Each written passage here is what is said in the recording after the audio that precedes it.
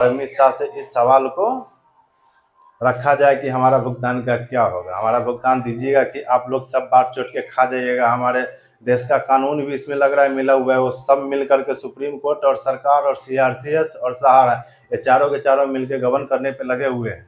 ये सब मिलकर खा जाएंगे या हमारे गरीब जनता को भुगतान देंगे। और देश के भविष्य के साथ खिलवाड़ कर रहे हैं तो हमारे देश का सरकार नरेंद्र मोदी जी। नमस्कार, मैं रघुनंदन कुमार और आप देख रहे हैं वीडियो न्यूज चैनल। तो आज हम आपको बताने जा रहे हैं जो सहारा का जो आवेदन किया गया था, हमारे जितना सहारा के जमाकर्ता कार्यकर्ता साथी जो सहारा में आवेदन ऑनलाइन किए थे, उनको जो मैसेज आ रहा है डिफिशेंसी, उनके बारे में, और उनके लिए परेशान होने की ज़रूरत नहीं है। कैसे कि जो सहारा का जो डिफिशेंसी का मैसेज आ रहा है वो हमारे डिपॉजिटर का कोई कमी नहीं, उसमें कोई गलती नहीं है, या कंप्यूटर वाले का भी कोई गलती नहीं है।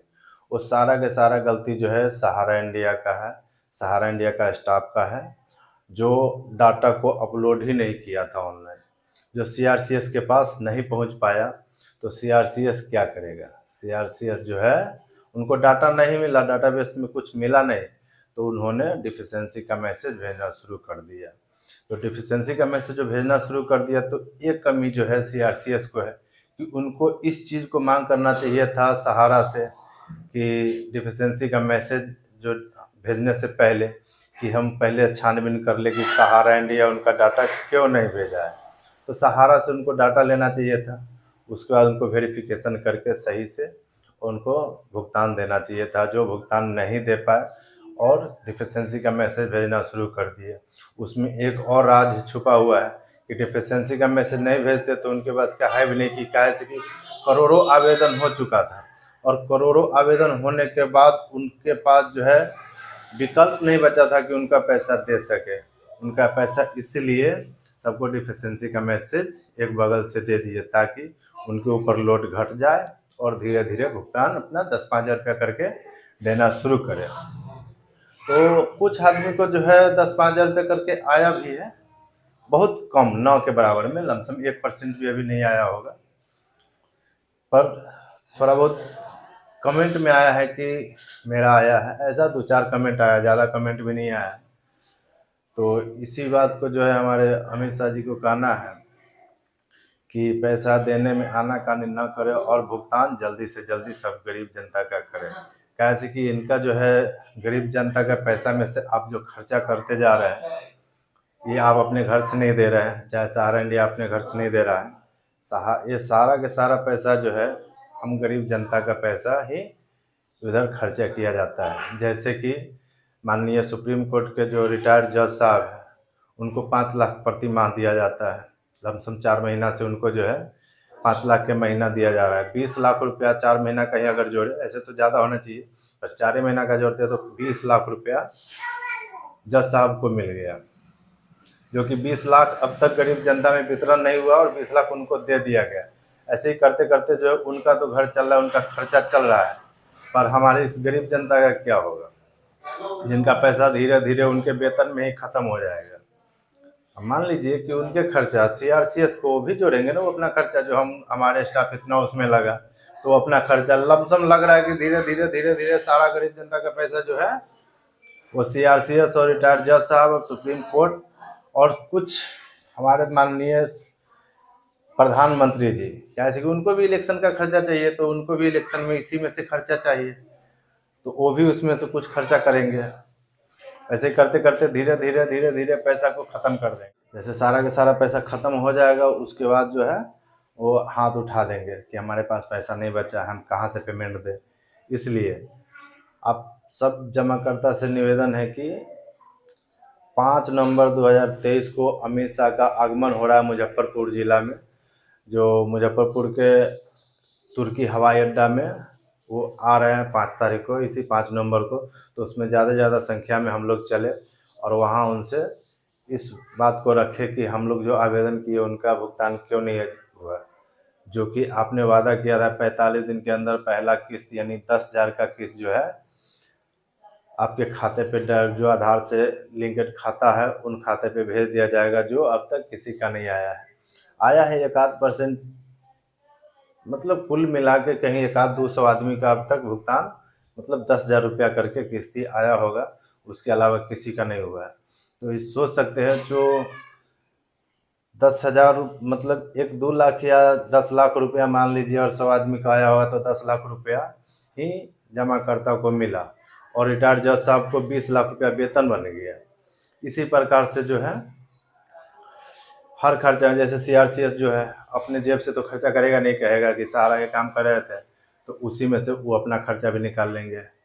कुछ इलेक्शन आ रहा है तो हमारे मोदी जी को भी खर्चा चाहिए, तो वो भी इसमें से कुछ खर्चा करके वो भी तेला वेला करेंगे, उसके बाद हाथ खड़ा कर लेंगे कि हमारे पास पैसा बचा नहीं है, जो अब सहारा खुद पेमेंट देगी।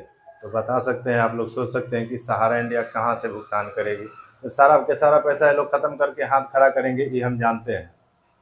इसलिए हम लोग को ज़्यादा से ज़्यादा संख्या में, और वहाँ जो चलना है तो ऐसे ही नहीं चलना है और परेशान होने की जरूरत नहीं। हम लोग जो है ऑल इंडिया जन आंदोलन संघर्ष न्याय मोर्चा के पर्दा तले ही चलेंगे, क्या है कि उनके माध्यम से ही वो लोग जो है हम हमारे वीडियो के माध्यम से बताए हैं कि खबर करने के लिए कि चले ज़्यादा से ज़्यादा संख्या में और वहाँ एकत्रित होकर के उनसे निवेदन करें कि हम लोगों को जो आपने वादा किया था उन वादा का क्या हुआ, जो अब तक पैसा नहीं आया है किसी को। और सबसे एक और ख़ास बात है जो इनकम टैक्स रिटर्न फाइल का जो है उनको टेंशन नहीं है, इनकम टैक्स डिपार्टमेंट को इस चीज़ का टेंशन नहीं है। इस चीज़ को टेंशन जो है CRCS को है कि इनकम टैक्स रिटर्न फाइल चाहिए। जो हमने पैसा जमा किया, भैया पैसा जमा 1 रुपया 2 रुपया करके गरीब आदमी जमा किया, उनको जो टैक्स भर रहा है क्या आदमी को, अगर ऊपर वाले लोग को ये भी पता नहीं कि अब तक इनकम टैक्स रिटर्न फाइल के बारे में किसी को जानकारी भी नहीं है। जो आदमी मजदूरी करते हैं खेत में, उनको क्या पता कि इनकम टैक्स क्या होता है।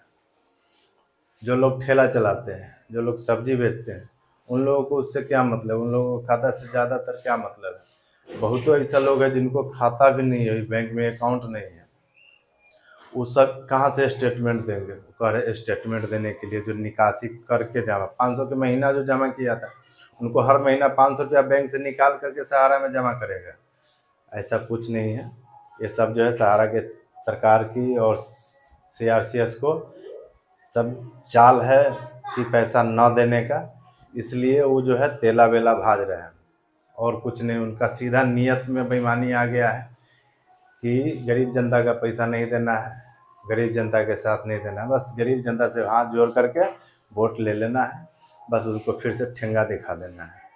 इसलिए सबसे निवेदन है कि हम लोग को भुगतान अगर दिसंबर तक के बाद थे कि 5,000 करोड़ रुपया दिसंबर तक संभव ही नहीं है कि ये भुगतान हो पाएगा, तो दिसंबर के बाद जो है पैसा रिटर्न चला जाएगा सेवी में, और सेवी में जाने के बाद फिर से हाथ वही होगा कि तेला बेला भजते। अभी तो लगातार तारीख पे तारीख चल रही है, जो आज होगा ये होगा वो होगा, कल होगा परसों होगा, पर ऐसा कुछ नहीं। फिर 6 तारीख का डेट पड़ा है सुप्रीम कोर्ट में, अब 6 तारीख में क्या होता है, ऐसे फिर से डेट बढ़ेगा, छठ पर्व निकल जाएगा, छठ पर्व में भी किसी को नहीं मिलेगा। और लोगों को जो है लगन भी आ रहा है, लोगों को शादी विवाह में परेशानी हो रहा है, बच्चों की पढ़ाई लिखाई में परेशानी हो रहा है।